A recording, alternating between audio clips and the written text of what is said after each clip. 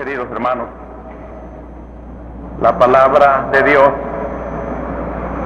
se proclama concretamente para la comunidad que la está reflexionando, ya que a través de la radio esta comunidad se agranda inmensamente. Quisiéramos pues que esta palabra fuera luz, esperanza, fe en los acontecimientos de todo este conglomerado, gran parte del pueblo salvadoreño, y que desde la fe de nuestra iglesia vivamos, por más trágicas y duras que sean las situaciones, la verdadera alegría de pertenecer a este reino de Dios que se alimenta de su palabra y que va caminando firme porque sabe quién va con él, el Señor, y hacia dónde marcha. Y en esta línea quiero colocar las reflexiones que nos da la palabra de Dios. Yo creo sacar de las tres bellísimas lecturas de hoy tres características de nuestra iglesia. Nuestra iglesia, y sintamos la nuestra, queridos hermanos, queridos radioyentes, si somos católicos de verdad, sintamos el orgullo de pertenecer a una iglesia que se caracteriza primero por ser misionera y peregrina. Segundo, una iglesia escatológica, ya les explicaré esta palabra. Y tercero, una iglesia en proceso de conversión. Cuando Isaías nos anuncia desde 6 siglos antes lo que va a ser la iglesia fundada por el Redentor, habla de una llegada de todos los pueblos del mundo a Jerusalén, que era el signo del reino de Dios, signo que pasó a la iglesia fundada por Cristo, y venidos de tierras lejanas y de todos los confines del mundo, Dios les va a dar una orden, la que han dicho ahora en el Salmo responsorial: vayan por todo el mundo y prediquen el Evangelio. Y esta lista que comienza ya desde Isaías: Tarsis, Etiopía, Libia, Masac, Tubal, Grecia, y hasta las costas lejanas que nunca oyeron mi fama, como que se oyen aquí ya las costas de América, descubiertas 16 siglos después de estas palabras, como que se oyen aquí los nombres concretos de esta iglesia que ahora va peregrinando. Y cuando les he dicho hoy Tenancingo, San Sebastián de Ciudad Delgado, El Carmen y todas las parroquias y comunidades de los cantones que ahora estamos en reflexión, son nombres que se van engarzando como perlas del reino de Dios. Pueblos, comunidades, a todos hay que llevarles el reino. Y cuando el Evangelio de hoy nos presenta a Jesús caminando hacia Jerusalén, recorría ciudades y aldeas, es la iglesia peregrina que se anuncia, es la iglesia que, como voy a decir en la pastoral que se va a dar esta semana ya a la publicidad, a la distribución, cuerpo de Cristo en la historia. La iglesia es Cristo que sigue caminando hacia Jerusalén por ciudades y aldeas. Es hermoso pensar, hermanos, en esta iglesia misionera y peregrina, lo cual le da a todos los que la componemos un sentido de peregrinación. Nadie tiene que instalarse, todos tenemos que ir con el bastón del peregrino. Si bien tenemos que hacer feliz la tierra en que vivimos, pero sabemos que vamos de paso. Hoy la ocupamos nosotros, ayer la ocuparon nuestros abuelos que ya no existen, mañana la ocuparán las generaciones futuras y ya nosotros no existiremos. La humanidad es una continua peregrinación. Y Cristo quiere caminar con esa historia, con la historia de todos los tiempos, de tal manera que Cristo estuvo con nuestros antepasados, está con nosotros ahora y estará con la posteridad. Pero nosotros vamos peregrinando y uno de los afanes principales de la iglesia tiene que ser el establecimiento de la iglesia en todos los ámbitos del mundo, como la frase preciosa de Isaías, hasta en aquellas costas desconocidas, misiones, que siempre el penúltimo domingo de octubre el Papa ya lanzó el mensaje.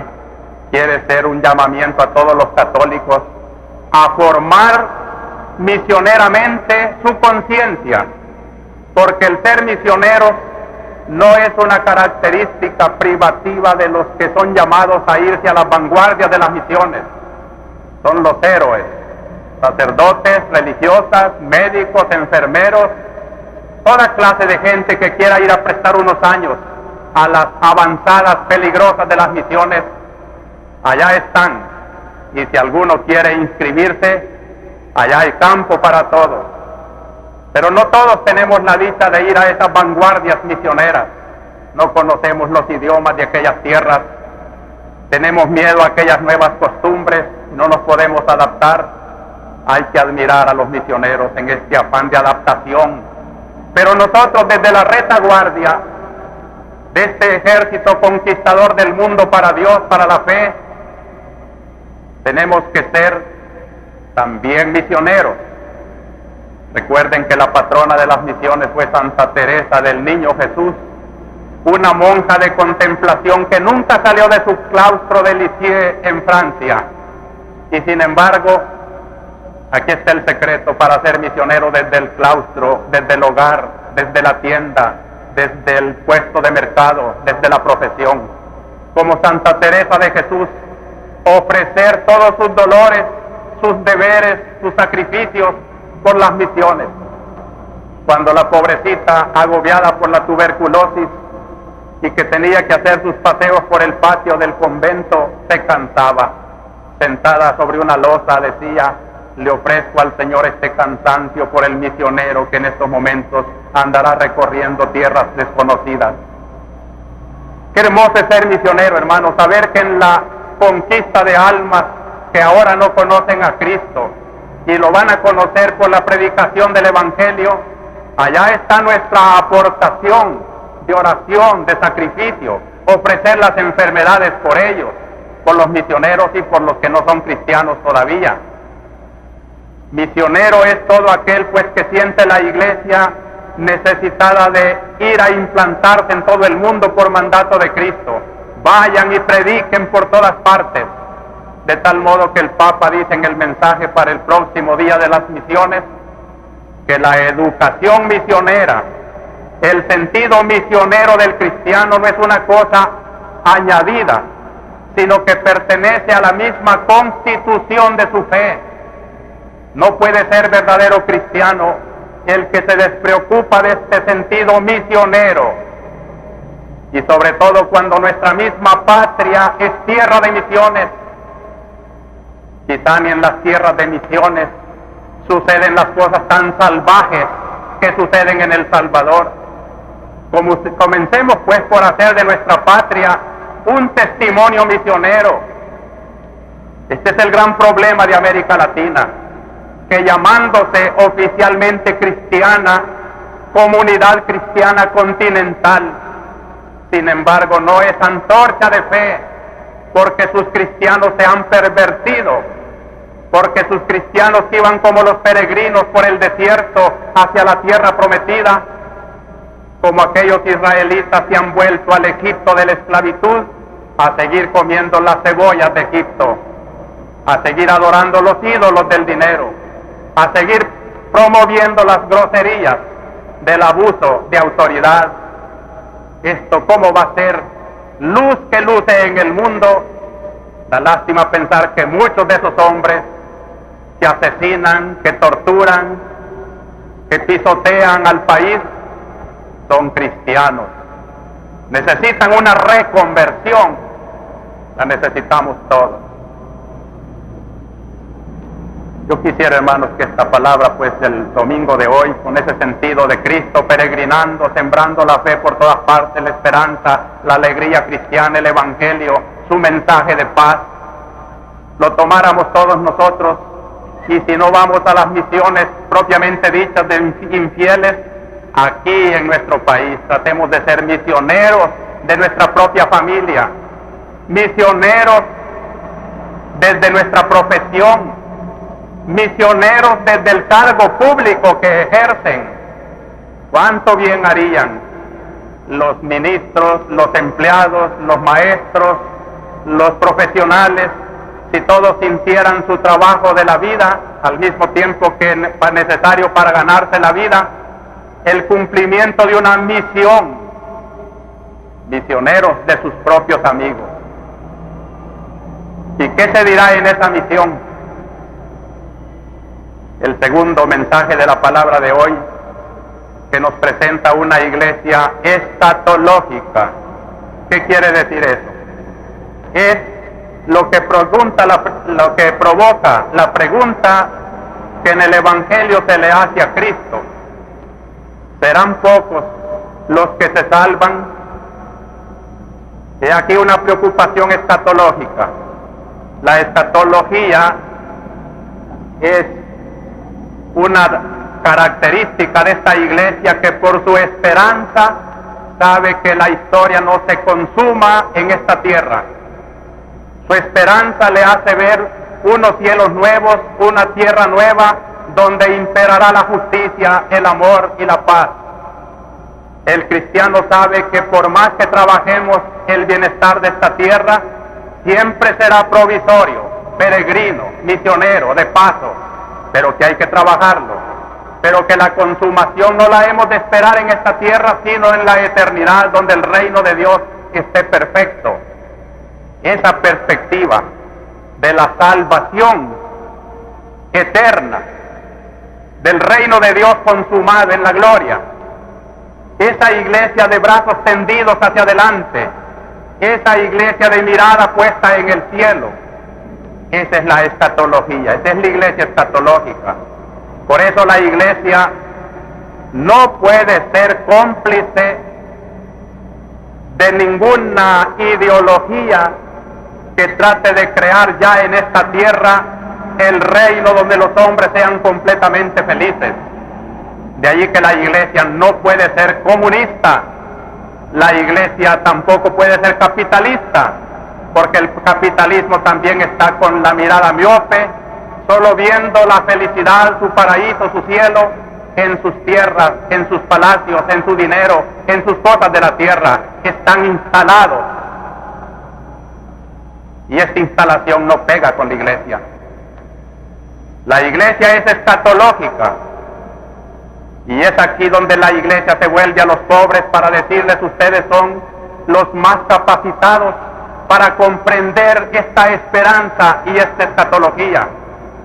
Y nos volvemos a ellos no para hacerlos conformistas, porque la escatología, el estar esperando un cielo, no es para adormecerse. También aquí el comunismo nos acusó falsamente cuando nos dijo que nosotros predicábamos el opio del pueblo y que predicando a los hombres un reino del más allá, le quitamos la garra para luchar en esta tierra. ¿Quién sabe quién pone más garra a los hombres? ¿Si el comunismo o la iglesia? La iglesia, porque al predicar una esperanza del cielo, le está diciendo al hombre que ese cielo hay que ganárselo, y que es en la medida en que trabaje aquí y cumpla bien sus deberes, como será premiado su vida por la eternidad, y que a un hombre que ha cumplido mejor sus deberes de la tierra, le tocará una escatología, un cielo más amplio, más rico. Nadie tan ambicioso como los santos y los cristianos, porque ambicionan no un reino de esta tierra donde los hombres se mueren, sino un reino de la eternidad donde los hombres vivirán para siempre la alegría de haber colaborado en anticipar ya en este mundo el reino de Dios. Se escandalizaron una vez los enemigos de la iglesia aquí en El Salvador, cuando se les dijo que el reino de los cielos, la iglesia, que es el principio del reino de los cielos, ya debe de establecerse en este mundo, que no hay que esperar la muerte para ser feliz, que Dios nos quiere felices ya en esta tierra, porque trata de reflejar ese reino de los cielos nuevos y tierra nueva en esta tierra peregrina, que por lo tanto ya vislumbra en su peregrinación un cielo bello, del cual esta tierra ya es reflejo. Y la parábola, mejor dicho, la palabra, la enseñanza de Cristo hoy, nos está diciendo que ese reino de Dios ya ha comenzado en esta tierra. Y solo los que quieran entrar por la puerta estrecha irán a Él, a su fase definitiva. Pero que ya en esta tierra, aquellos que no hayan forcejado por entrar en este reino, se quedarán afuera.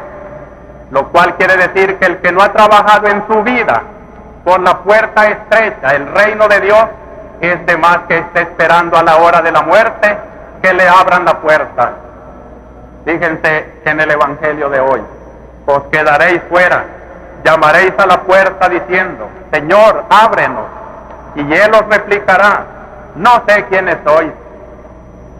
Entonces comenzarán a decir, hemos comido y bebido contigo, y tú has enseñado en nuestras plazas. Pero Él os replicará, no sé quiénes sois, alejaos de mí, malvados. No basta haber conocido a Cristo de cualquier modo, no basta llevar el nombre cristiano y vivir como pagano para presentarse al cielo y decir Jesús me conoce.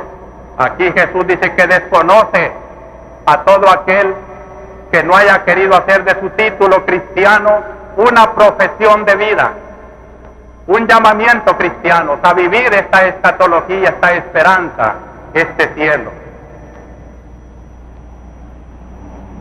El sentido escatológico de la Iglesia, el Concilio Vaticano lo ha iluminado maravillosamente, y los documentos de Medellín también, como una invitación a los hombres a trabajar en esta tierra para hacer ya desde que Cristo resucitó y es parte de la historia de este mundo, una realización de ese reino que se va a consumar en la eternidad. Pero Cristo resucitado, en el cual creemos, ya engarza los deberes de esta tierra con los premios de la eternidad. Y si de verdad creemos en un Cristo resucitado que nos espera y que a su venida en la gloria dará el premio a todos nosotros, los que hayamos trabajado con Él, quiere decir que hay que entregarse a ese Cristo y trabajar, hermanos. Y que todo aquel que estorba este reino también está traicionando su vocación de hombre. Dice esta frase el concilio: todo cristiano que descuida sus deberes temporales, descuida sus deberes con el prójimo, tampoco ama a Dios y pone en peligro su propia salvación. Respondamos pues a la pregunta que le hicieron a Jesús: Señor, ¿serán pocos los que se salvan? Y Cristo como que no le da importancia al número, porque lo que sigue es una gran enseñanza de la puerta estrecha y de la necesidad de cumplir la vida cristiana. Diremos nosotros, no nos importe si van a ser muchos o pocos. Lo que nos debe de importar es si cumplimos bien nuestro deber en esta tierra, si estamos tratando de entrar por la puerta estrecha, si no caminamos por la vía ancha del vicio, del egoísmo, de las injusticias de esta tierra. Y de allí viene la tercera consideración con que voy a terminar, que se nos presenta en la lectura de hoy: una iglesia en conversión. No me cansaré de gritar esta palabra, hermanos: conversión. Lástima que muchas veces hablamos pensando que ya nos entendemos y resulta que a las palabras más sencillas no se entienden a veces. Me preguntó en esta semana, y esto ha sido una gran revelación para mí, una persona humilde: ¿qué es la conversión? Yo les agradezco que cuando no entiendan algún término de mi pobre predicación, tengan la confianza de preguntarla. La conversión es como dar media vuelta. Conversión a la derecha, dicen los militares, para convertirse a un lado, para convertirse al otro. Media vuelta. La conversión es volverse hacia Dios y cada vez más hacia Dios. La conversión la señaló Cristo cuando dijo: sed perfectos como vuestro Padre Celestial es perfecto. ¿Cuándo vamos a llegar a ser perfectos como Dios? Lo cual quiere decir que Cristo inspiró un movimiento sin límites, la conversión. La conversión es preguntar en cada momento: ¿qué quiere Dios de mi vida? Y si Dios quiere lo contrario de lo que quiere mi capricho, hacer lo que Dios quiere es convertirme. Hacer mi capricho es pervertirme. ¿Qué quiere Dios con el poder político, por ejemplo, en un país? Quiere que esas fuerzas unan moralmente por una ley sana las voluntades de todos los ciudadanos al bien común. Pero Dios no quiere que se use el poder para atropellar, para golpear hombres, para golpear ciudades, pueblos. Eso es perversión. ¿Qué quiere Dios del capital al hombre que le da dinero, haciendas y cosas? Que se convierta, quiere decir que sepa darle a las cosas creadas por Dios el destino que Dios le dio a las cosas, que son siempre de Dios, el bienestar de todos, el compartir con todos la felicidad. Y esto en grande, también en pequeño. ¿Qué quiere Dios de tu vida de hogar? Pues que tu unión con tu señora sea bendecida por el sacramento santo del matrimonio. ¿Qué quiere Dios de la intimidad, de la relación conyugal? La procreación. Si el hombre maliciosamente interrumpe la procreación con medios anticonceptivos artificiales, está bloqueando la voluntad de Dios. Tiene que convertirse. ¿Qué quiere Dios del hombre frente al aguardiente? Que se abstenga, que no abuse, que no abuse. El uso es correcto, pero el abuso siempre es pecado. Que se convierta. Convertirse, pues, es un llamamiento al cual nos hace alusión la segunda lectura de la carta a los Hebreos. Habéis olvidado la exhortación paternal. No rechaces el castigo del Señor, no te enfades por su reprensión. Hermanos, cuando la Iglesia tiene que cumplir este deber, porque ella misma está en proceso de conversión, yo que les estoy hablando, necesito convertirme continuamente. El pecador, el religioso, la religiosa, el colegio católico, la parroquia, el párroco, la comunidad, la iglesia, pues, tiene que convertirse a lo que Dios quiere en este momento de la historia del Salvador. Si uno vive un cristianismo que es muy bueno, pero que no encaja con nuestro tiempo, que no denuncia las injusticias, que no proclama el reino de Dios con valentía, que no rechaza el pecado de los hombres, que consiente por estar bien con ciertas clases los pecados de esas clases, no está cumpliendo su deber, está pecando, está traicionando su misión. La iglesia está puesta para convertir a los hombres, no para decirles que está bien todo lo que hacen. Y por eso, naturalmente, cae mal. Todo aquel que nos corrige nos cae mal. Yo sé que he caído mal a mucha gente, pero sé que he caído muy bien a todos aquellos que buscan sinceramente la conversión de la iglesia, que somos todos. Desde este punto, hermano, yo llamo a la conversión a todos. En esta publicación de esta semana se denuncian muchos crímenes. ¿Quiénes los han cometido? ¿Se quedarán para siempre en lo oculto? A la justicia de los hombres, sí. Parece que se van quedando en el misterio. La muerte del Padre Grande, la muerte del Padre Navarro, y tantos asesinatos y tantos desaparecidos y tantas cosas feas. Pero sé que alguien lo ha cometido, que es pecador y que si no se convierte no entrará en el reino de los cielos, y que esta vida pasa, el poder, los hombres pasan, pasa todo. Solo quedará la iglesia con su índice escatológico diciendo: lo que no pasa es la eternidad, y lo que vale la pena es salvarse de verdad. Salvación que ya comienza en esta tierra, porque el que aquí lucha por el reino de Dios, implantándolo en la sociedad, en la historia, será también partícipe del reino de Dios en el cielo. Y el que aquí se opone, rechaza, repudia a la iglesia, al reino de Dios, a sus ministros, a los que lo predican, están estorbando al reino de Dios, y eso es persecución de la iglesia, porque se le impide su ministerio.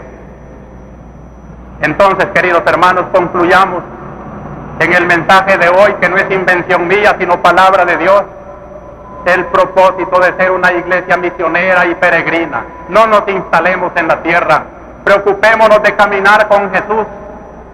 Y miren qué significativo, todo este trozo del Evangelio donde nos ha colocado el fragmento de hoy es de San Lucas, que quiere describir la misión de Cristo como un caminar hacia el Calvario.